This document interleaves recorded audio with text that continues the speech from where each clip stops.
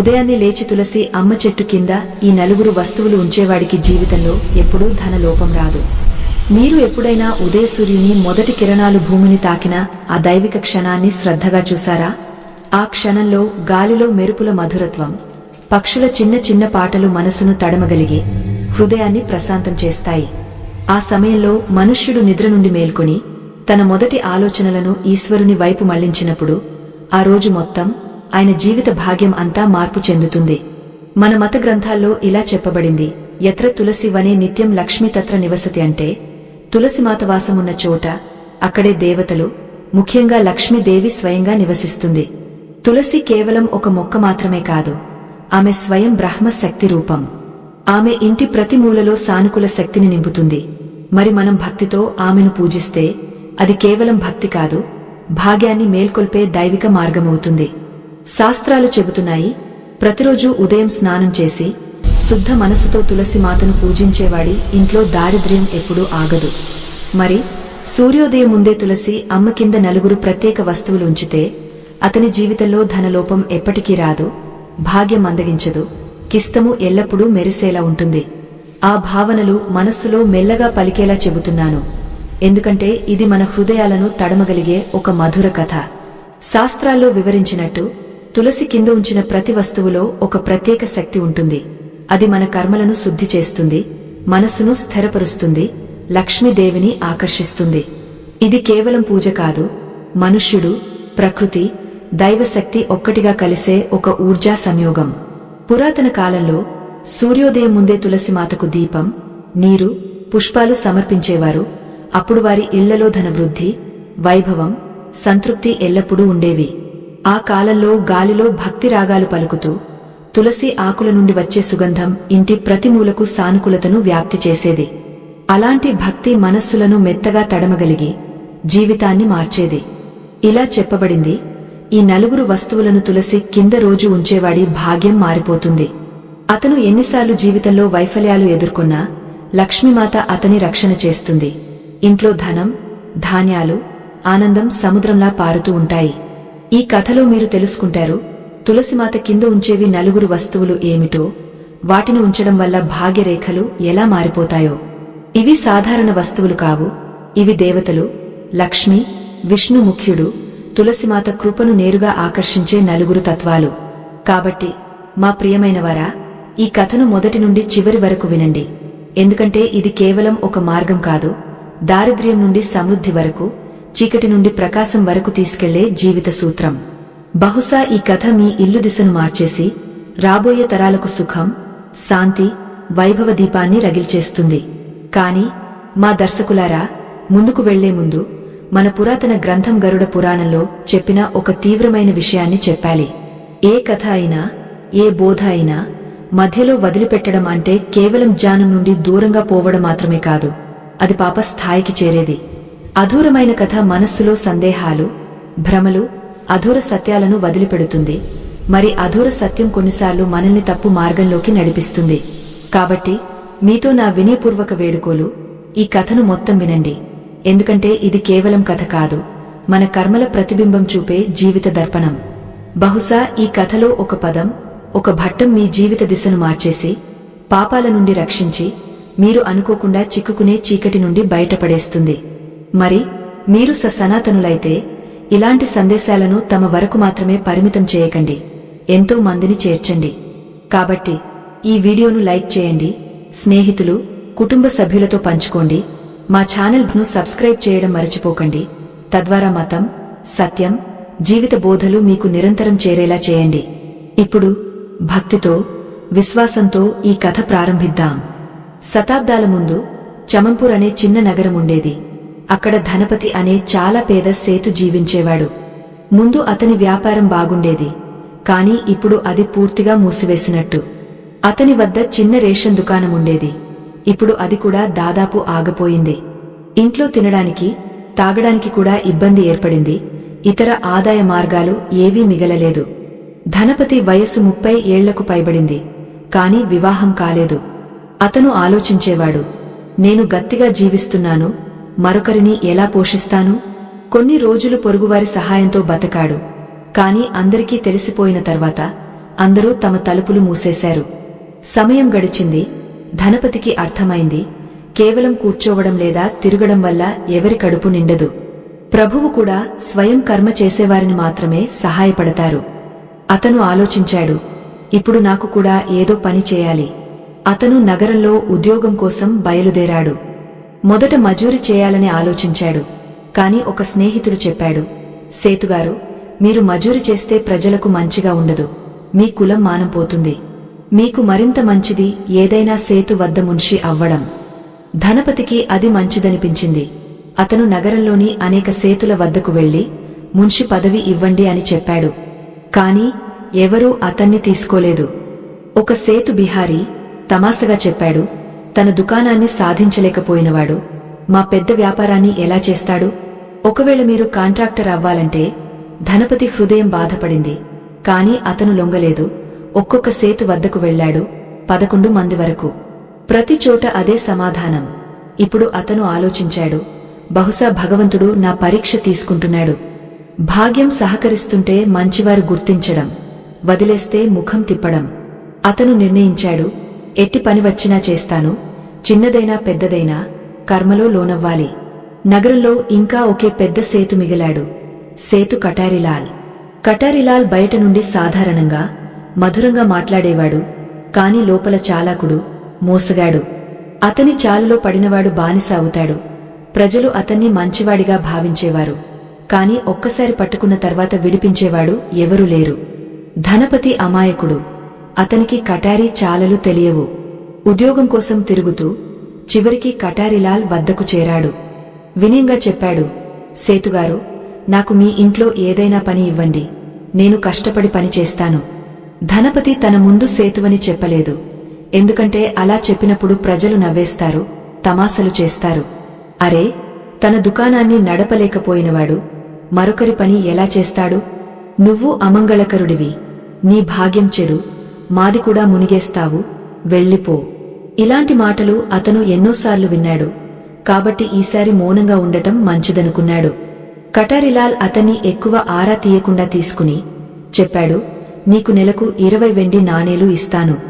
గోదాములో చాలా పని ఉంది. చేయాలంటే ప్రారంభించు. ధనపతి తలదించి పని ప్రారంభించాడు. రోజూ కష్టపడి, ఎప్పుడూ ఫిర్యాదు చేయకుండా. గోదాములో పని లోపం లేదు.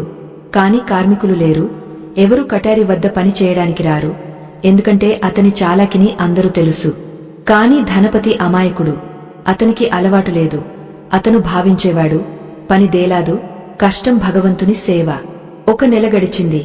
వేతనం సమయం వచ్చినప్పుడు ధనపతి వినయంగా చెప్పాడు, సేతుగారు, నా వేతనం ఇవ్వండి. కొన్ని బట్టలు, తడులు కొనాలి. చాలా నెలలుగా పగిలిపోయాయి. కటారిలాల్ నవ్వుతూ, ఇవ్వు, ఏమీ పెద్ద విషయం కాదు అని చెప్పి కాగితాలు తెచ్చి లెక్కలు పెట్టాడు. చూడు, నీవు 1 నెలలో 2 సార్లు భోజనం చేశావు. 30 వెండి నాణేలు వెచ్చయ్యాయి. గది రెంట్ 11 నాణేలు. కాని నా కరుణతో మన్నిస్తాను. ఇప్పుడు నీకు మిగిలినవి 11 మాత్రమే. వాటిని నా వద్ద డిపాజిట్ చేయి. ధనపతి ఆశ్చర్యపోయాడు. సేతుగారు, ఇది ఏమి జోక్? పని చేసే చోట ఉండటం, తినడం ఖర్చు కాదు. కటారి ముఖం కఠినమైంది. ధనపతి, ఈ ప్రపంచంలో ప్రతి పని కడుపు తిరగడానికి. భోజనం లేకపోతే ఎవరు పని చేస్తారు? ఏదైనా హోటల్కు వెళ్లి భోజనం డబ్బు లేదు అని చెప్పు. వారు ఎలా చెబుతారో చూడు. ఇప్పుడు వాదించకు. డబ్బు తీసుకుని లెక్క చెల్లించు. ధనపతి శాంతంగా చెప్పాడు. సేతుగారు, పని ప్రారంభించిన రోజు ఇలా నిర్ణయం కాలేదు. కటారి కోపంగా, నిర్ణయం కాలేదా? నేను 20 నాణేలు ఇస్తానని చెప్పాను. ఇది ఎక్కడి మాట? నువ్వు వాదిస్తున్నావు. నీ ఉద్దేశం చెడు. నువ్వు నిజాయితీవంతుడివి కాదు. గట్టిగా చెప్పాడు. ఇప్పుడు నా డబ్బు చెల్లించి ఇక్కడి నుండి వెళ్ళిపో. నాకు ఇలాంటి మోసగాళ్లు ఎవరు కాదు. ధనపతి వినయంగా, నా వద్ద డబ్బు లేదు. మరో చోట పనిచేసి మీకు తిరిగి ఇస్తాను. నేను చాలామంది సేతులను చూశాను. మీలాంటి వారిని చూడలేదు. మీరు నన్ను బంధించాలని కోరుకుంటున్నారు అని అనుకోలేదు. నేను వెళ్తున్నాను. త్వరగా మీ డబ్బు తీసుకువచ్చి ఇస్తాను. కటారి కఠినంగా, నువ్వు నా కళ్లలో ధూళి చల్లాలని ప్రయత్నిస్తున్నావా? ఇక్కడి నుండి పారిపోవాలని? ఇప్పటివరకు ఎవరూ నా 1 నాణెం తీసుకుని పారలేదు. నువ్వు ఎలా పారతావు? నాపై వరకు చెల్లించకపోతే నువ్వు గోదాములోనే మూసివేస్తాను. సేతు ధనపతిని గోదాములో మూసేశాడు. అక్కడ రోజూ పని చేయించాడు. ధనపతికి రాత్రి పగలు తెలియవు. పనిచేస్తూ గోదాములోనే పడుకునేవాడు. మేల్కొని మళ్లీ పని. సేతు గోదాములో నియమాలు వేశాడు. భోజనం కూడా అక్కడే. నెలల తర్వాత సేతు వచ్చినప్పుడు ధనపతి మెల్లగా అడిగాడు, సేతుగారు, ఇప్పుడు నా డబ్బు కటయింది కదా, నేను చాలా పనిచేశాను. సేతు చెప్పాడు, డబ్బు ఎలా కటవుతుంది? నువ్వు ఇక్కడ తింటూ ఉంటే డబ్బు పెరుగుతూనే ఉంటుంది. 1 సంవత్సరం దాదాపు ఉండి నా 200 వెండి నాణేలు తినేశావు. ముందు అవి చెల్లించు. నాపై వరకు చెల్లించకపోతే సూర్యకాంతి కోసం కూడా వేడుకుంటావు. ధనపతి దిగ్భ్రాంతి. సేతుగారు, స్పష్టంగా చెప్పండి, మీరు నన్ను బానిస చేశారు. సేతు నవ్వుతూ, ఇప్పుడు నీ అర్థమైంది. నువ్వు ఈ జీవితంలో నా చెవిలోంచి తప్పవు. గోదాములోకి వచ్చినవాడు యవ్వనంగా తిరిగి వెళ్ళడు. వృద్ధుడై అనారోగ్యం వచ్చినప్పుడు మిర్జాపూర్ అడవుల్లో విసిరేస్తాము. నీవు కూడా అలాగే బాధపడతావు, మరణిస్తావు, అప్పుడు స్వతంత్రుడవుతావు. అంతవరకు పనిచేయి. ధనపతి మౌనంగా ఉండిపోయాడు. అతని మనస్సులో పశ్చాత్తాపం. నగరంలో 11 సేతుల వద్దకు వెళ్లాను. ఎందుకు ఎవరి వద్దలో ఆగలేదు? ఇప్పుడు కటారి వద్దకు ఎలా చేరాను? అతను తన భాగ్యంపై ఏడుస్తూ కటారి బానిస అయ్యి గోదాములో బతకడానికి బలవంతం అయ్యాడు. అతని ఆశలు కుప్పకులాయి. జీవితం నుండి నిరాశ. చాలాసార్లు మరణించాలని ఆలోచించాడు. కాని మరణం కూడా సులభం కాదు. రోజూ భోజనం తర్వాత పడుకుని దాచి ఏడుస్తూ సమయం గడిచింది. ఒకరోజు కటారి తండ్రి బన్వారీజీ ఎక్కువ కాలం అనారోగ్యంతో ఉండి మరణించాడు. సేతు ఇంట్లో సేవకుల కొరత. చాలా వెతుక్కున్నా ఎవరూ రాలేదు. అందరూ తెలుసు, సేతు వద్ద వెళ్లినవాడు తిరిగరారు. బలవంతంగా సేతు ధనపతిని ఇంటికి పిలిచాడు. కాని సేతు ఇల్లు జైలు లాంటిది. రోజూ తలుపులు మూసేవి. జాలిదారి గదులు. బయటకు వెళ్లడం కష్టం. తలుపు ముందు 2 గార్డులు. సేతు రోజూ పని చేయించి ఒక గదిలో మూసేశాడు. అక్కడ ధనపతి ఏడుస్తూ హృదయంలో భగవంతుని ప్రార్థించేవాడు. ఓ భగవనా, నా సహాయం చేయి. నేను సత్య సంకల్పంతో పనిచేశాను. ఇప్పుడు నా భాగ్యాన్ని మార్చు. ఇది నీ పరీక్ష అయితే సహించే బలం ఇవ్వు. నేను అంతా నీపై వదులుతున్నాను. అది సేతు కటారికి ఒకే కూతురు మాండవి. ఆమె వివాహం భగవత్ నగరం పెద్ద సేతు గజాధర్తో జరిగింది. తండ్రి మరణంపై మామల వచ్చింది. రాత్రి సమయం. అర్ధరాత్రి లఘు సంఖకు మేల్కొని ఎవరో మెల్ల ఏడుపు వినిపించింది. ఆమె మెల్లగా ఆ దిశలో సాగింది. దాని నుండి వచ్చే సిసకలు. జన్నల నుండి చూస్తే ఒక యువకుడు ఒంటరిగా కూర్చుని ఏడుస్తున్నాడు. మాండవి హృదయం కంపించింది. తక్షణం అర్థమైంది, ఇది తన క్రూర తండ్రి కార్యం. ఆమె తండ్రిని బాగా తెలుసు. ధనానికి పిశాచులా, డబ్బు కోసం ఎవరి ప్రాణం తీసుకుంటాడు. ఆమెకు మునుపటి ఒక భట్టం గుర్తు వచ్చింది. 3 సంవత్సరాల ముందు భగవత్ నగరం సేతు గజాధర్ 30 ఏళ్ల వయస్సు. కటారికి 1,00,000 బంగారు నాణేలు రుణమిచ్చాడు. కాని లోభి కటారి తిరిగి ఇవ్వకూడదని గజాధర్ మళ్లీ డబ్బు అడిగేవాడు. కటారి మధురమైన మాటలతో మగ్గించేవాడు. గజాధర్ ఓటమి చెందినప్పుడు రాజసభలో న్యాయం అడుగుతానని నిజంగా రాజు వద్దకు వెళ్లాడు. రాజు కటారిని పిలిచి, గజాధర్ డబ్బు ఎందుకు చెల్లించడం లేదు? కటారి చాలాకుగా, మహారాజా, నేను నా అన్ని ఆస్తులు ఇచ్చి సిద్ధంగా ఉన్నాను. నేను ఇతనికి చెప్పాను, నాకు ఒకే కూతురు, ఆమెను మీతో వివాహం చేస్తాను. నా అన్ని ఆస్తులు మీవి అవుతాయి. ఇతను అంగీకరించాడు. కాని మర్చిపోయాడు. గజాధర్ అప్పట్లో స్త్రీల పట్ల ఆకర్షణ, లోభంతో, మహారాజా, అప్పుడు దర్బార్లోనే మా వివాహం చేయండి. ఎందుకంటే కటారి చాలాకుడు, బయటకు వెళ్తే మారిపోతాడు. రాజు తక్షణం, కటారి, ఇప్పుడే నీ కూతురును దర్బార్కు తీసుకురా, వివాహ వస్త్రాలు వేయించు, గజాధర్తో వివాహం చేయి. కటారి లోపల సంతోషం. అతనికి తెలుసు, గజాధర్ ధనవంతుడు, వారసులు లేరు. కూతురు వివాహం తర్వాత అన్నీ నా అవుతాయి. కాబట్టి 20 సంవత్సరాల మాండవిని 30 గజాధర్తో వివాహం జరిగింది. 3 సంవత్సరాల తర్వాత తండ్రి ఇంటికి వచ్చినప్పుడు ఒక యువకుడు మూసిన గదిలో ఏడుస్తున్నాడు. ఆమె మెల్లగా జన్నల దగ్గర వెళ్లి మృదువుగా, భాయ్, ఇంత రాత్రి ఎందుకు ఏడుస్తున్నావు? యువకుడు ధనపతి ఏమీ మాట్లాడలేదు. మాండవి, భయపడకు, నేను నీ పరాయి కాదు. నీ సహాయం చేస్తాను. ఈ బంధం నుండి విడిపించి నా చెప్పినట్టు చేయి. ఇప్పుడు మౌనంగా ఉండు. ఎవరైనా చూస్తే నేను ఏమీ చేయలేను. రేపు మళ్ళీ మాట్లాడతాను. ధనపతికి విశ్వాసం రాలేదు. కటారి లాంటి రాక్షసు ఇంట్లో ఎవరు సహాయం చేస్తారు? ఈ స్త్రీ ఎలా సహాయం చేస్తుంది? తదుపరి రోజు రోజంతా పనిచేస్తూ మాండవి రాలేదు. రాత్రి సేతు మూసేశాడు. అర్ధరాత్రి వరకు ఎదురుచూశాడు. రాలేదు. మళ్లీ ఏడ్చాడు. సిసకలు విని మాండవి పరిగెత్తి వచ్చి, నేను చెప్పాను కదా, ఏడవకు, ఇలా ఏడుస్తే సహాయం చేయలేను. నా మాటలు విను, మౌనంగా ఉండు, చిరునవ్వు ప్రయత్నించు. నేను హామీ ఇస్తున్నాను, ప్రాణం పోగొట్టినా నిన్ను విడిపించి ఇప్పుడు శాంతిగా పడుకో. ఆమె మాటల్లో అంత కరుణ. ధనపతి మనస్సు మొదటిసారి శాంతి పొందింది. అతను మనస్సులో, ఓ ప్రభు, బహుశా నువ్వే ఈ దేవత్వ స్త్రీని నా సహాయానికి పంపావు అంత చెప్పి స్త్రీ వెళ్లిపోయింది. తదుపరి ఉదయం ధనపతి సంతోషంగా పని ప్రారంభించాడు. అతన్ని చూస్తే ఇల్లో సభ్యుడిలా అనిపించాడు. ఏమీ చెప్పకుండా ఇల్లి పనులు అడుగుతూ అన్నీ శ్రద్ధగా చేస్తూ. సేతుకు అర్థం కాలేదు, ఇంత పెద్ద మార్పు ఎలా వచ్చింది? అలా పక్షవారం గడిచింది. సేతుకాని మూసేవాడు, రోజూ పని చేయించేవాడు. ఒకరోజు సేతు ధనపతిని మూసేశాడు. కూతురు వచ్చి, నాన్నా, ఈ మనిషిని రోజు గదిలో ఎందుకు మూస్తున్నారు?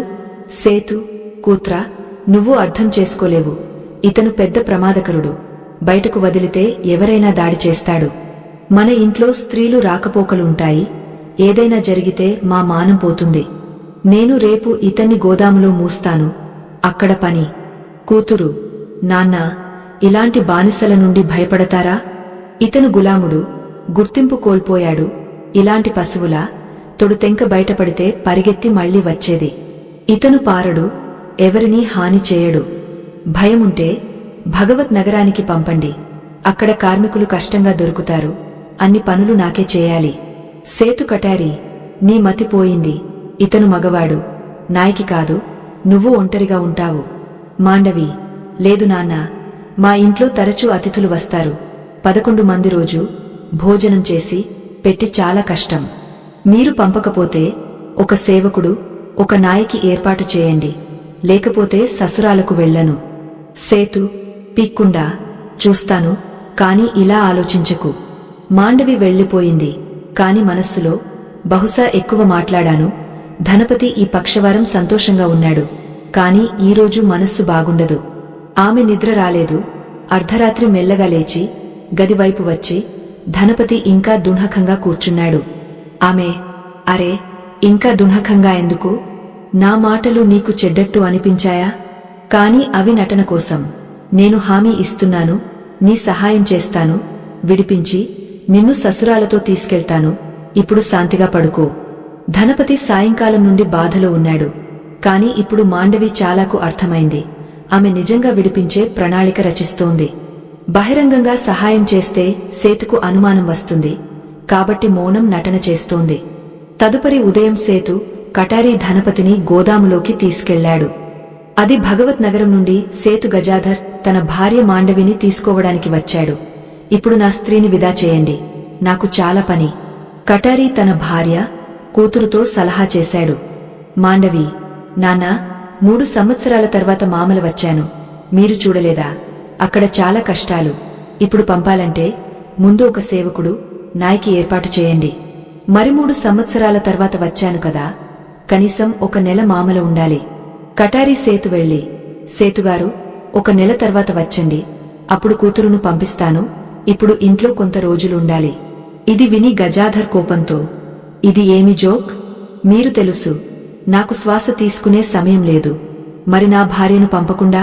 కటారీ, సేతుగారు, ఈ ఇల్లు, వ్యాపారం ఇప్పుడు ఇతనిది, ఇతనే చూసుకుంటుంది. ఇది విని గజాధర్ కొంచెం శాంతుడై, పిక్కుండా, నేను తీసుకోడానికి రాను, ఎవరైనా పంపండి. కటారీ నవ్వుతూ, కిక్కుండా, ఎవరైనా పంపిస్తాను. గజాధర్ వెళ్లిపోయాడు. దీర్ఘంగా 1 నెల గడిచింది. కటారికి సేవకుడు దొరకలేదు. కూతురును భగవత్ నగరానికి చేర్చేవాడు ఎవరూ లేరు. అప్పుడు అతని మనస్సులో ఒక చాల చలిచింది. ధనపతిని మోసం చేస్తాను, విడుదల ఆకర్షణ ఇస్తాను. అతను కూతురును వదిలి వచ్చేసరికి మళ్లీ మూస్తాను. అతను గోదాములోకి వెళ్లి, ధనపతి, నువ్వు విడుదల కోరుకుంటే ఒక పని చేయి. ధనపతి, సేతుగారు, ఏమైనా చెప్పండి, నేను సిద్ధం. ఈ బంధం నుండి విడుదల చేయండి. మీ ప్రతి ఆదేశం తలమీదు. గులామీలో ఊపిరి ఆగుతోంది. కటారి, కిక్కుండా, నా కూతురును భగవత్ నగరానికి వదిలివచ్చు, కాని చాలాకు చూపించకు. నా 2 మంది వెనక్కి వస్త్రాలు మార్చి వెళ్తారు. ధనపతి, సేతుగారు, నేను మీ బానిస, మీ ప్రతి ఆజ్ఞా తలమీదు. కటారి కూతురు వద్దకు వెళ్లి, ఒక మనిషి ఏర్పాటు చేశాను, అతనితో ససురాలు వెళ్ళు, అక్కడ చేరి అతన్ని తిరిగి పంపు. మాండవి, నాన్నా, అతను ఎవరు? మీరు నన్ను ఎవరితో పంపుతున్నారు? కటారి, ఆ బానిస ధనపతితో. అతను నిన్ను భగవత్ నగరానికి వదిలేస్తాడు. మాండవి, కాని మీరు చెప్పారు, అతను ప్రమాదకరుడు. కటారి వ్యంగంగా, ఇప్పుడు ప్రమాదకరుడు కాదు, చీమలా అయ్యాడు, నువ్వు భయం లేకుండా వెళ్ళు. మాండవి, నా సేవకుడు ఏమవుతాడు? కటారి, ఆ గురించి చింతించకు, త్వరగా పంపిస్తాను. అతన్ని ధనపతిని 1 నెల మీ వద్ద ఉంచుకో, నేను సేవకుడు పంపిస్తాను. అతను 4 మంది పని చేస్తాడు. మాండవి, కిక్కుండా నాన్నా, మీరు సేవకుడు పంపితే ధనపతిని తిరిగి పంపిస్తాను. తదుపరి రోజు కటారి కూతురును ధనపతితో పంపాడు. భగవత్ నగరం చమన్పూర్ నుండి 90 మైళ్ళు, తంగడిలో 2.5 రోజులు పట్టుతుంది.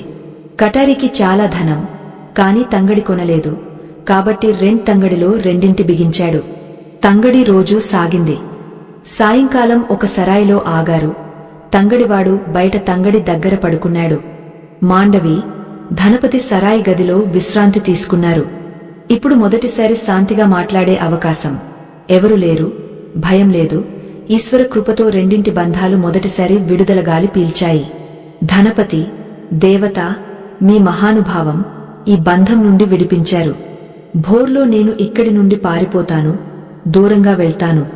మాండవి శాంతంగా, ఇంత త్వరగా ఎందుకు భయపడతావు? పారి ఎక్కడికి? ఎట్టి వెళ్తావో ఆ కష్టాలు వస్తాయి. ముందు చెప్పు, నువ్వు ఎవరు? నా తండ్రి వద్ద ఎలా చిక్కుకున్నావు? అప్పుడు ధనపతి తన పూర్తి కథ చెప్పాడు.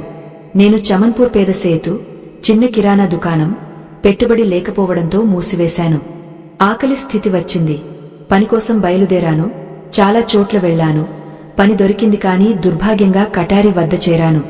అతను మోసంతో నన్ను బానిస చేశాడు. ఇది నా కథ. మాండవి, నీ భార్య, పిల్లలు ఎక్కడా? ధనపతి, పేదల వివాహం ఎక్కడ జరుగుతుంది దేవత? తన కడుపు నిండకపోతే మరొకరి ఎలా? మాండవి కొంచెం మౌనంగా, ముందు ధనపతి గురించి అన్నీ తెలుసుకోవాలి. అతను నమ్మకమైనవాడో కాదో అతనికి ఖచ్చితంగా అర్థమైంది. ధనపతి అమాయకుడు. అప్పుడు ఆమె చెప్పింది, నువ్వు నాకు ఏమీ అడగవా? నేను సంతోషంగా ఉన్నానా కాదా? నా భర్త ఎలా? ససురాలు ఎలా? ధనపతి, మీరు ధనవంత సేతు కూతురు, మీకు ఏ కష్టాలుంటాయి? మాండవి కళ్లలో జలాలు. నా కష్టం పర్వతాల కంటే భారీ, వినగలవా? నీ హృదయం కంపిస్తుంది. నువ్వు తెలియవు. స్త్రీ సహించే బాధ పురుషుడు సహించలేడు. ధనపతి, క్షమించండి దేవత, నేను అనుకున్నాను మీరు సుఖవంతులు, కాని ఇప్పుడు అర్థమైంది, మీరు కూడా బాధలు భరిస్తున్నారు. కృపయా మీ బాధ చెప్పండి. బాధలు పంచుకోవడం వల్ల మనస్సు తేలికవుతుంది. అప్పుడు మాండవి తన బాధ చెప్పింది. నా తండ్రి ధనలోభంతో నన్ను తాతగా వయస్సు మగవాడితో వివాహం చేశాడు. దాదాని వయస్సు. వివాహం తర్వాత ఒక్కరోజు కూడా స్త్రీ సుఖం ఇవ్వలేదు.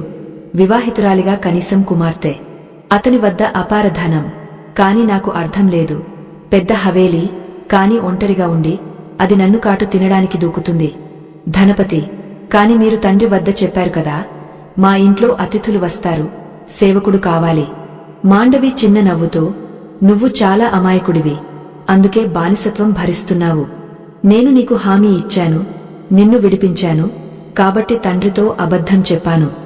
నాకు తెలుసు, తండ్రి డబ్బు కోసం మళ్లీ పంపేస్తాడు, కాని ఎవరికీ రుణం ఇవ్వడు. సోచించు, ఏ తండ్రి కూతురును అపరిచిత మగవాడితో పంపుతాడు? మార్గంలో రాత్రి ఉంటుంది. మనం ఒక గదిలో ఒకే పత్రంపై పడుకోవాల్సి వస్తుంది. ధనపతి, నేను పేదవాడిని దేవత, పత్రంపై ఎలా కూర్చుంటాను? నేను భూమిపై పడుకుంటాను. మాండవి, లేదు, నువ్వు పత్రంపై, నేను భూమిపై, రెండూ ఎక్కువసేపు కూర్చుని. మాండవి మెల్లగా, చూడు, నేను నిన్ను పెద్ద ఆశతో తీసుకువచ్చాను. నువ్వు నా జీవితంలో కాంతిని తీసుకురా. రోజు నువ్వు నా సేవకుడివి, కాని రాత్రి నా భర్త. మనం ఇకపై ఒక్కటిగా ఉంటాం, ఇప్పుడు సంకోచం వద్దు. ఇది మన కొత్త ప్రారంభం. ధనపతి మౌనంగా, రెండూ శాంతంగా ఒకే పత్రంపై పడుకున్నారు. ఒక గాయపడిన ఆత్మ, ఒక తడుపుకునే ఆత్మ, భగవంతుడు ఒకరి ముక్తి కోసం కలిపినట్టు. తదుపరి రోజు మళ్లీ ప్రయాణం. రాత్రి మరో సరాయిలో.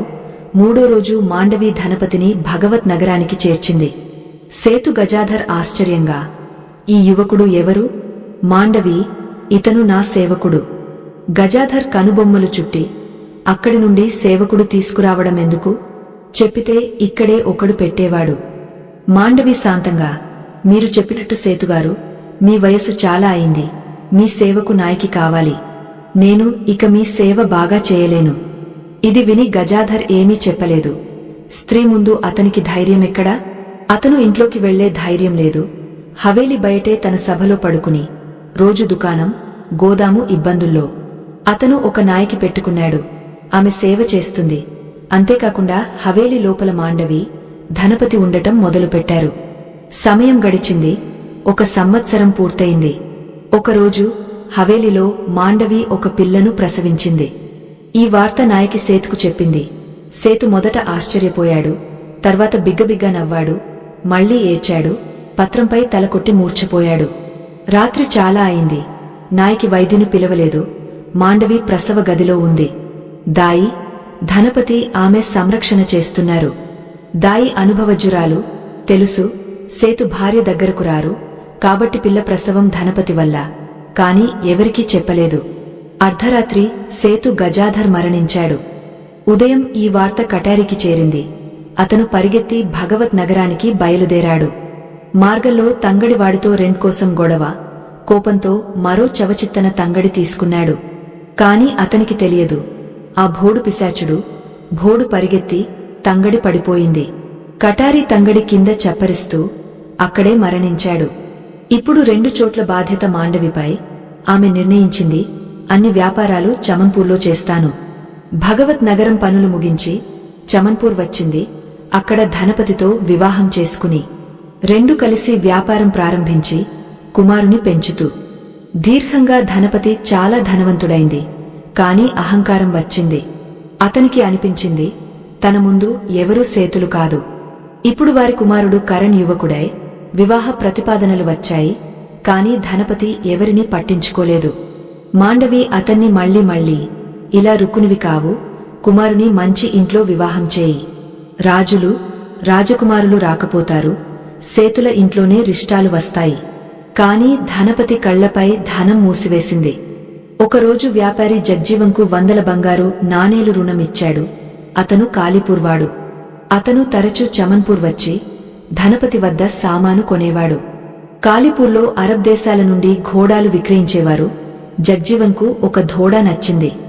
డబ్బు లేకపోతే ధనపతి వద్ద రుణం తీసుకుని ఘోడాతో వెళ్లిపోయాడు.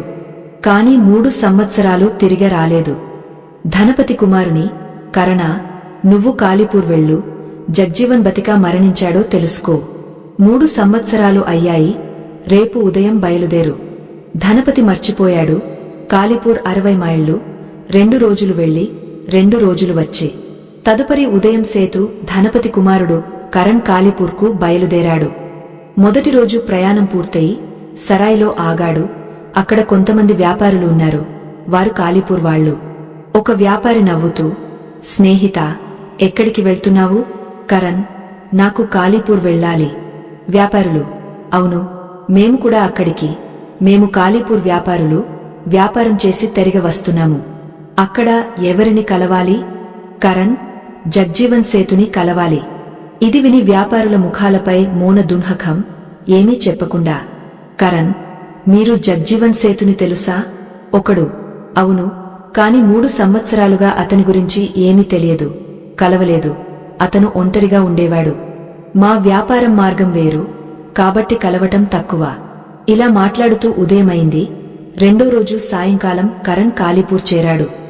వ్యాపారులు జగ్జీవన్ ఇల్లు చెప్పారు కాబట్టి సులభంగా చేరాడు. తలుపు ముందు ఒక యువతి కూర్చుని, కరణ్ వినయంగా, కూత్రా, ఇది జగ్జీవన్ సేతు ఇల్లా? ఆమె తలదించి, అవును, ఇది. చెప్పండి, ఏమి పని? కరణ్, జగ్జీవన్ సేతు ఇంట్లో ఉన్నారా?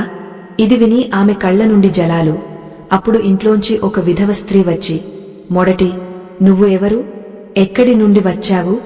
కరణ్: అమ్మా, నేను చమన్పూర్ నుండి, సేతు జగ్జీవన్తో పని. స్త్రీ: బాబు, సేతుగారు 3 సంవత్సరాల ముందు భగవంతుని వద్దకు వెళ్లారు.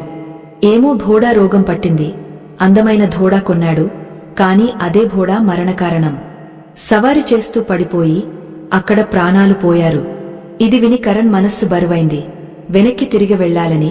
స్త్రీ: ఆగు బాబు, రాత్రి సమయం, ఇక్కడి ప్రజలు నమ్మకమైనవారు కాదు. మా ఇంట్లోనే ఆగు, ఉదయం వెళ్ళు. కరణ్ చూశాడు. యువతి ఎల్లో ఏడుస్తోంది. అమ్మా, ఇతను ఎందుకు ఏడుస్తోంది? స్త్రీ: బాబు, తండ్రిని గుర్తుచేస్తూ ఏడుస్తోంది. సేతుగారు దీని వివాహం చమన్పూర్ సేతు ధనపతి కుమారుడితో చేయాలని, కాని అది అధూరమైంది. ఇప్పుడు దాని దుంహకం అందుకే. ఇది విని కరణ్ హృదయం రాగలింది. అమ్మా, నేనే సేతు ధనపతి కుమారుడు కరణ్. మీ కూతురు నన్ను చూడకుండా స్వీకరించింది. నేను కూడా ఆ భావనను అవమానం చేయను. మీ కోరిక ఉంటే వివాహానికి సిద్ధం. వృద్ధ స్త్రీ కళ్లలో జలాలు. బాబు, ఏ అభాగమాత ఇలాంటి వరును తిరస్కరిస్తుంది? నువ్వు నా కూతురు భాగ్యాన్ని మార్చావు. ఇక్కడ 2 హృదయాలు సత్యప్రేమతో కలిస్తే అదే నిజ వివాహం. కూతురు వైశాలి, ఇప్పుడు నీ భర్తను నీ గదికి తీసుకెళ్ళు. భగవంతుని సాక్షిగా మీరు పవిత్ర బంధంలో కట్టుకోండి. వైశాలి సంవత్సరాలు ఈ క్షణాన్ని ఎదురుచూస్తూ భక్తితో కరణ్ చేతిని పట్టుకుని తన గదికి తీసుకెళ్ళింది. మొదట అతని పాదాలు తాకింది, మధురం పెట్టింది, నీరు పెద్దింది. తర్వాత అమ్మతో భోజనం తయారు చేసి ప్రేమతో కరణ్కు పెట్టింది. మెల్లగా, నేను మిమ్మల్ని చూడకుండా మనస్సులో భర్తగా భావించాను. ఈరోజు నా సౌభాగ్యం, మీరు ఇంటికి వచ్చారు. నేను హృదయపూర్వకంగా మీ భార్య, మీరు కూడా స్వీకరించండి. కరణ్ ప్రేమ, గౌరవంతో, నాకు కొంచెం సందేహముంటే మీ సైన గదిలో కాలుంచేవా? మీరు నా మనస్సు బంధం. నేను మిమ్మల్ని సత్య హృదయంతో భార్యగా స్వీకరించాను. ఇప్పుడు మనం భగవంతుని సాక్షిగా కొత్త జీవితం ప్రారంభిద్దాం. తర్వాత కరణ్ 11 రోజులు కాలిపూర్లోనే ఉన్నాడు. అతనితో వైశాలి మధ్య స్నేహం, అవగాహన, లోతైన బంధం ఏర్పడింది. అప్పుడు వైశాలి అమ్మ: బాబు, నువ్వు చాలా రోజులు వచ్చావు. సేతు ధనపతి చింతలో పడతారు. బహుశా అతను తాను వచ్చేస్తాడు. అంతకు ముందు నువ్వు వెళ్ళు. వైశాలిని కూడా తీసుకెళ్ళు. నేను తెలుసు, మీరు ఇక ఒకరి లేకుండా ఉండలేరు. కరణ్ వినయంగా: అమ్మా, మీ మాటలు సత్యం. ఇప్పుడు నా భార్య లేకుండా ఉండలేను. ఆమె నాతో ఉంటే మనస్సు శాంతం, వ్యాపారం ఆనందంగా చేస్తాను. ఆమె మీతో ఉంటే నా మనస్సు ఇక్కడే భ్రమిస్తుంది. స్త్రీ: పీక్కుండా, నేను అన్నీ సిద్ధం చేస్తాను. ఉదయం మీరు రవాణా అవ్వండి. తదుపరి ఉదయం కరణ్ తన భార్య వైశాలిని తీసుకుని చమన్పూర్కు తిరిగి వచ్చాడు. కాని ఇంటికి చేరి స్వాగతం కాకుండా అవమానం. తండ్రి ధనపతి కఠినంగా: ఈ స్త్రీ నీ భార్య కాదు. ఎక్కడి నుండి తీసుకువచ్చావో అక్కడే వదిలెప్పుడు. కరణ్: నాన్న, ఇతను రోడ్డు స్త్రీ కాదు, సంస్కారవతి, మంచి కుటుంబం కూతురు. ఇతను సేతు జగ్జీవన్ కూతురు. ధనపతి వ్యంగంగా: జగ్జీవన్ మరి సంస్కారవతి. అతనే నా 100 బంగారు తీసుకుని పారిపోయాడు. కరణ్ దుంహకంగా: నాన్నా, మీరు మాటలు వినాల్సింది. మీరు మాత్రమే మాట్లాడుతున్నారు. జగ్జీవన్ పారలేదు. మీరు రుణం తీసుకుని కొన్న ధోడాపై పడి మరణించాడు. అతని కుటుంబానికి రుణం తెలియదు. మరణం తర్వాత కూతురు అనాథ, కాబట్టి వివాహం చేశాను. ఆమె రూపం, సంస్కారం రెండింటిలో శ్రేష్ఠ, ధర్మపరురాలు, పవిత్ర హృదయం. కాని ధనపతి కోపంతో: నేను ఇక్కడ అనాథ ఆశ్రమం తెరవలేదు. అనాథలను వెతికి తీసుకురా. ఇంట్లో ఉండాలంటే ఈ పిల్లను వదిలి ఉండు, లేకపోతే ఆమెతో వెళ్ళు. ఇది విని కరణ్ తల్లి మాండవి ఇంటి నుండి వచ్చింది. ఆమె తక్షణం భాండవి వైశాలి చేతిని పట్టుకుని ఇంట్లోకి తీసుకెళ్ళింది. ధనపతి భార్యపై కూడా కోపం చూపితే: మాండవి, ముందు నీ ఉద్యాన్లో చూడు. నువ్వు ఎవరు? ఎక్కడి నుండి లేచావు? ఈరోజు నువ్వు ఏమైనా అయితే నా కృప వల్ల. నేను చాలా సహించగలను, కాని కుమారుని అవమానం సహించలేను. ముందు మళ్లీ కుమారుడు భాండవిపై కన్ను తీస్తే మంచిది కాదు. ధనపతి తలదించాడు. గుర్తువచ్చింది. నిజం, అతని అన్ని వైభవం మాండవి భక్తి, సహనం వల్ల. అతను మౌనంగా, కాని మనస్సులో వైశాలి ఛాయ రేకెలా బాధ ఇస్తోంది. వైశాలిలో ఏమీ కొరత లేదు. సౌందర్యవతి, సంస్కారవతి, వినయవతి, ధర్మపరురాలు. కొరత ఒకటే, దహేజు, ధనం లేకుండా వచ్చింది. ధనపతి కుమారుని నుండి పెద్ద ఆశ, దహేజులో లక్షలు వస్తాయని, కానీ జరగలేదు. అందుకే బయట శాంతుడిగా, లోపల మనస్సు కాలుతోంది. అతని ప్రణాళిక, ఏదైనా అవకాశం వచ్చినప్పుడు వైశాలిని ఇంటి నుండి తరిమిపెట్టాలి. కాని అవకాశం రావడం లేదు. సమయం గడిచింది. వైశాలికి 1 సంవత్సరం అయింది. ఆమె గర్భవతి. కరణ్ తల్లి మాండవి, నగరం పెద్ద ఆలయంలో భాండవి గోడ భర్తీ మన్నతు వేసింది. భాండవి పాదాలు భారీ అని తెలిసినప్పుడు, కుమారుని, బాబూ, మనం భాండవిని ఆలయానికి తీసుకెళ్లకూడదు. ఆమెకు ఇబ్బంది. కాని నువ్వు నాతో వెళ్ళు, ప్రసాదం సమర్పిద్దాం. ఆలయం నగరం నుండి 3 మైళ్లు. వెళ్లి వచ్చి పూజలో 3-4 గంటలు. మాండవి, కరణ్ ఆలయానికి వెళ్లినప్పుడు ధనపతికి ఆ అవకాశం వచ్చింది. ఏది ఎదురుచూస్తున్నాడో. అతను మనస్సులో, ఇప్పుడు వైశాలిని ఇంటి నుండి తరిమిపెట్టే సమయం. అతను వైశాలి దగ్గరకు వెళ్లి, కఠినంగా, ఇప్పుడు నా ఇంటి నుండి వెళ్ళు, లేకపోతే దంతం పించి చంపేస్తాను. నువ్వు నా ఇంటిని తాతగది అనుకుంటున్నావా? ఇప్పుడే వెళ్ళు. వైశాలి శాంతంగా, నేను మీ చెప్పినంతకు వెళ్లను, నా భర్త చెప్పితే వెళ్ళు. మీరు భర్త, సాస్కు ముందు చెప్పాలి. ధనపతి కోపంతో, నువ్వు నా కుమారుడిని, భార్యని పట్టుకున్నావు, 2 పిసికైపోయారు. కాని నేను పిసిక అవ్వలేదు.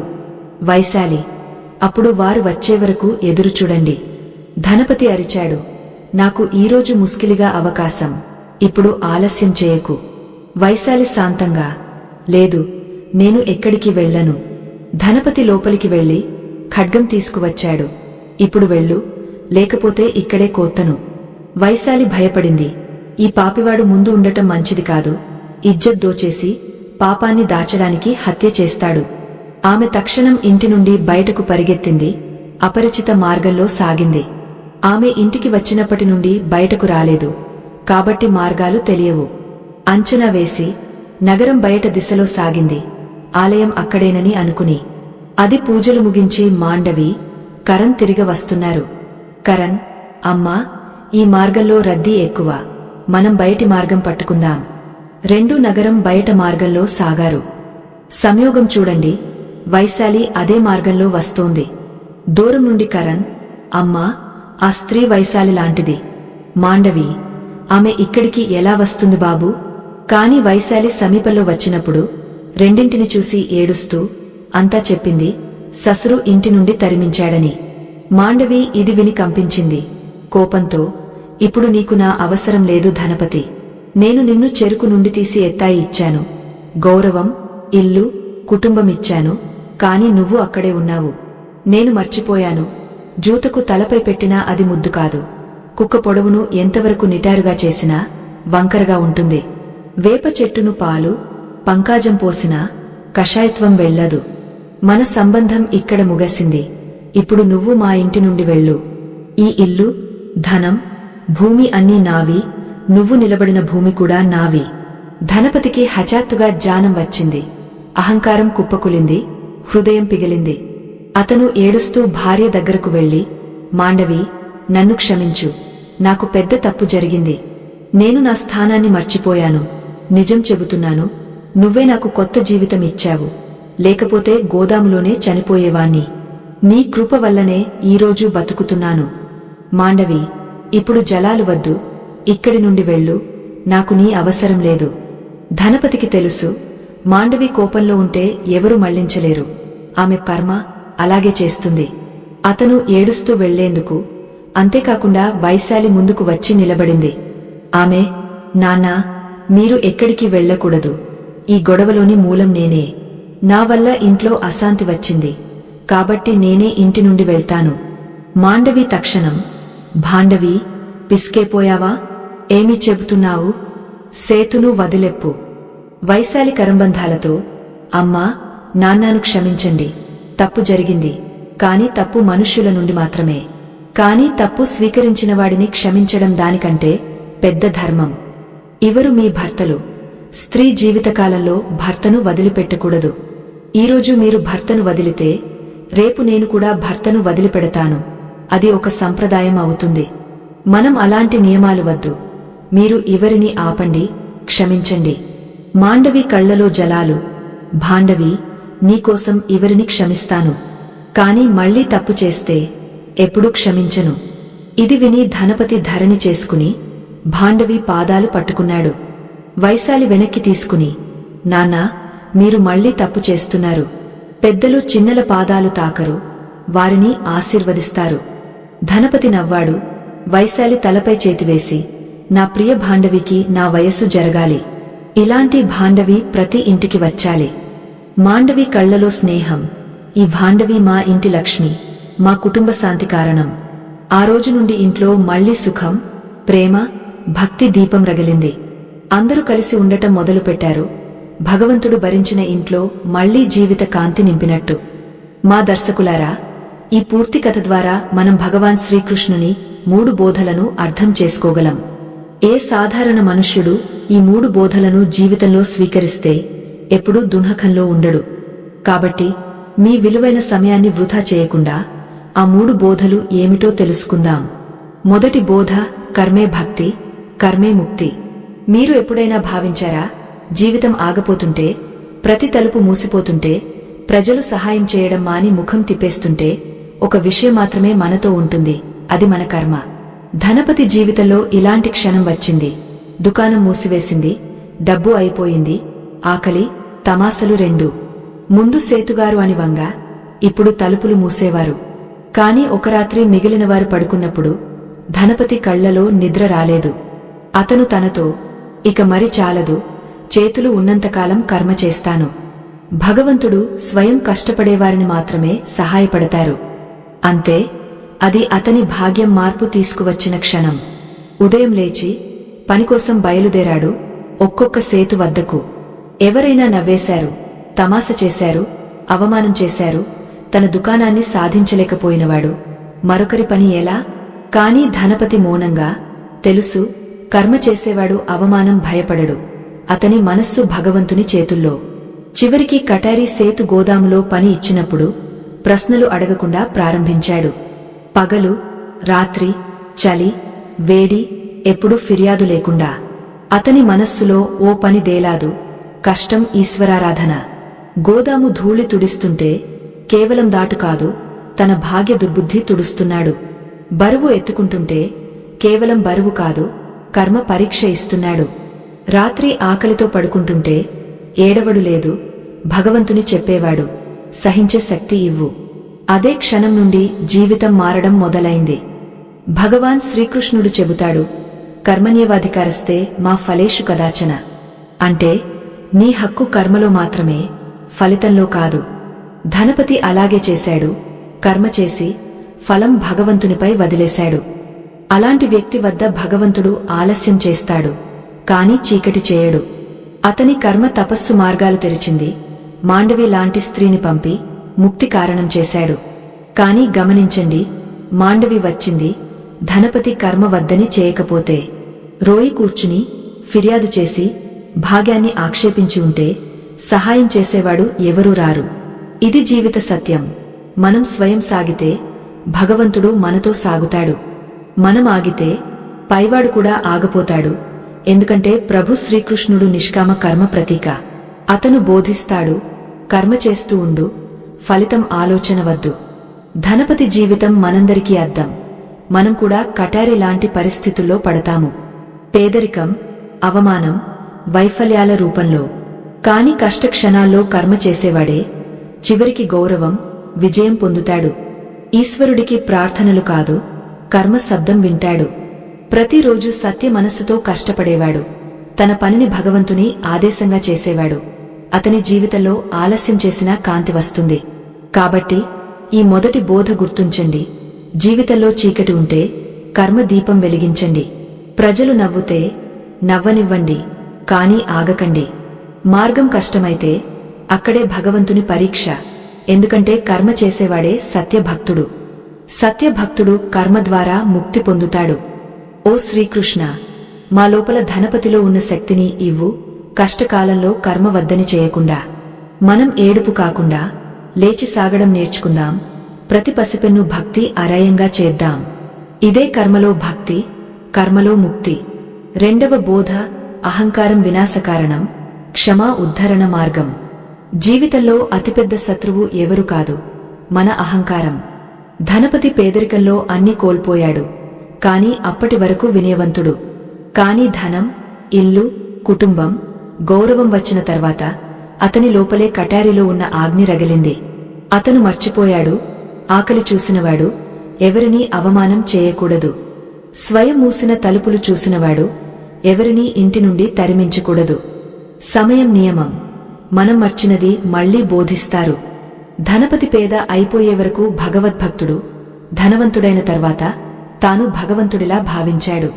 అతనికి అనిపించింది, తన లేకుండా ఎవరూ శ్వాస తీసుకోలేరు.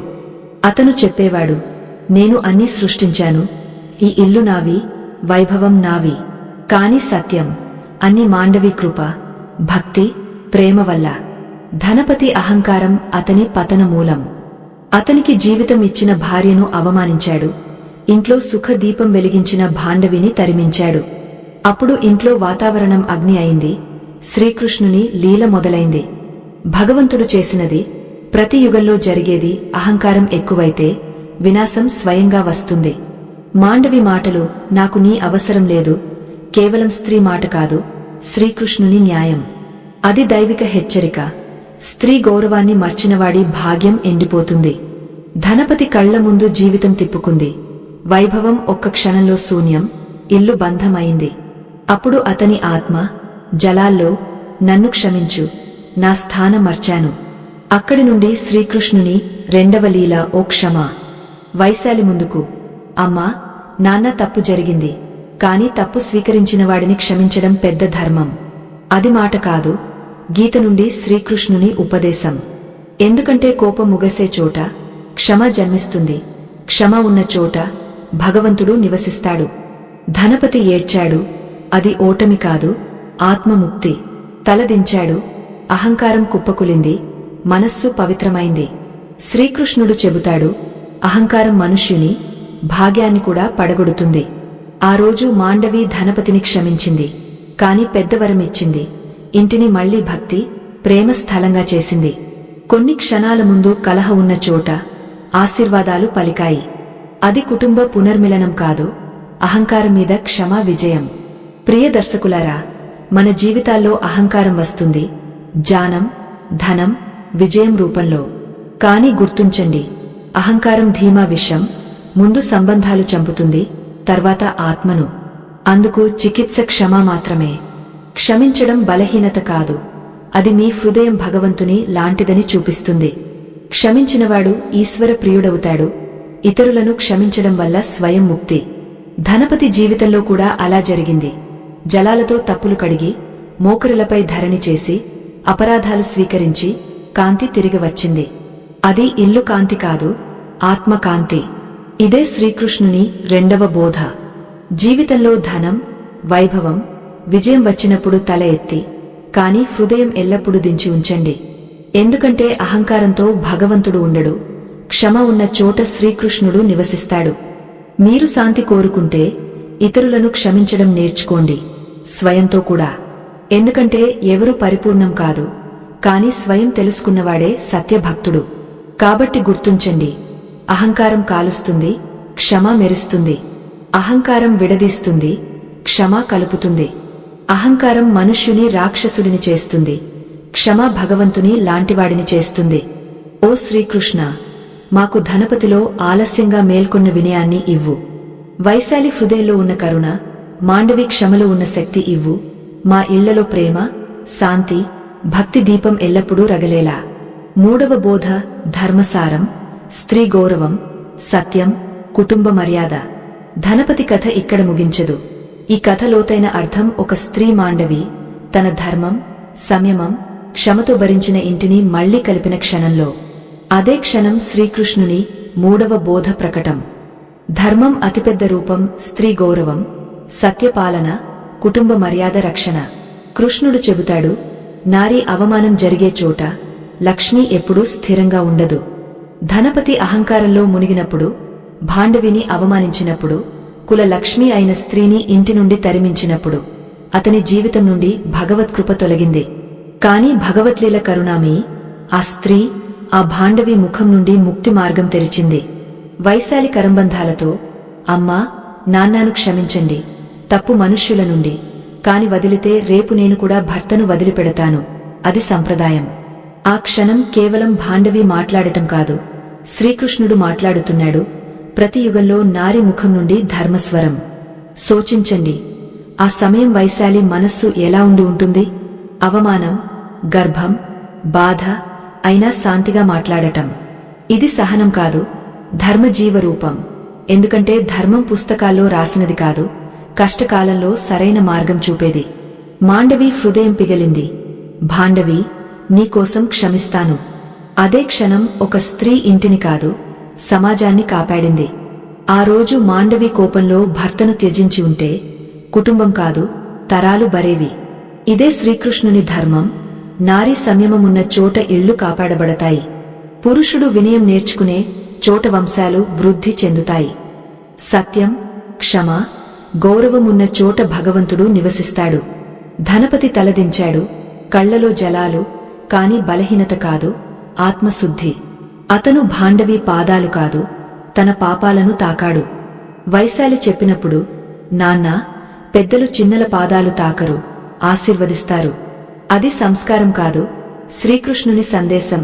ఇల్లు స్వర్గం అవ్వడానికి పెద్దలకు ఆశీర్వాదాలు, చిన్నలకు వినయం. ఆ రోజు ఇల్లు శాంతి కాదు, పవిత్రమైంది. ఎందుకంటే నారీ గౌరవమున్న చోట ధర్మం స్థిరం, సత్యం మాట్లాడే చోట అబద్ధం చనిపోతుంది. కుటుంబం ఒకరి తప్పులను క్షమించే చోట శ్రీకృష్ణుడు దీపంగా రగలతాడు. ప్రియ దర్శకులారా, ఈ కథ మూడవ బోధ చాలా లోతు.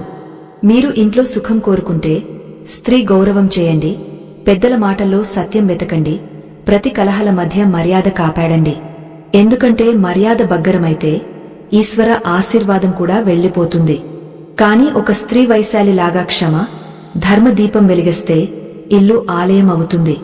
కాబట్టి గుర్తుంచండి, ధర్మం పూజతో కాదు, ఒకరి మానాన్ని కాపాడటంతో నిష్పద్దవుతుంది. సత్యభక్తుడు గంటల తొట్టి ఆలయంలో నిలబడేవాడు కాదు, ఇంట్లో స్త్రీ, తల్లిదండ్రులు, కుటుంబంతో సత్య, ప్రేమ ప్రవర్తన చేసేవాడు.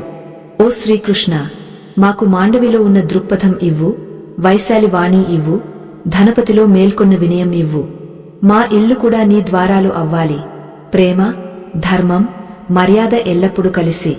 మా దర్శకులారా, ఈ కథ ఇక్కడ ముగించదు, ఇంకా తెలుసుకుందాం. ఉదయాన్నే తులసి కింద ఈ నలుగురు వస్తువులు ఉంచడం వల్ల జీవితంలో ధనలోపం ఎందుకు రాదు? చాలా కాలం ముందు ఒక సాధారణ గ్రామం ఉండేది. అక్కడ ప్రతి ఉదయం సూర్యకిరణాలతో ఆలయ ఘంటలు మోగుతూ ఇళ్లల్లో తులసిమాత పూజ జరిగేది. ప్రజలు భావించేవారు, తులసి కేవలం మొక్క కాదు, లక్ష్మి రూపం. ఆమెను భక్తితో పూజించేవాడి ఇంటి నుండి దారిద్ర్యం ఎప్పటికీ వెళ్లదు. అదే గ్రామంలో ఒక పేద బ్రాహ్మణ కుటుంబం, రామప్రసాద్, అతని భార్య సునీత. ఇంట్లో రోజూ 2 సార్లు భోజనం చింత, పోరాటం, భవిష్యత్తు భయం. కాని ఒకరోజు ఒక సాధువు వారి తలుపు ముందు వచ్చి, బాబూ, తులసిమాత కింద రోజు ఉదయాన్నే 4 పవిత్ర వస్తువులు ఉంచితే మీ జీవితంలో ధనలోపం రాదు. రామప్రసాద్ కరంబంధాలతో, మహారాజా, ఆ 4 వస్తువులు ఏమిటో చెప్పండి. సాధువు నవ్వుతూ, భక్తి, శుద్ధత, సమర్పణ, లక్ష్మిని సంతోషపరిచే 4 ప్రతీకాలు.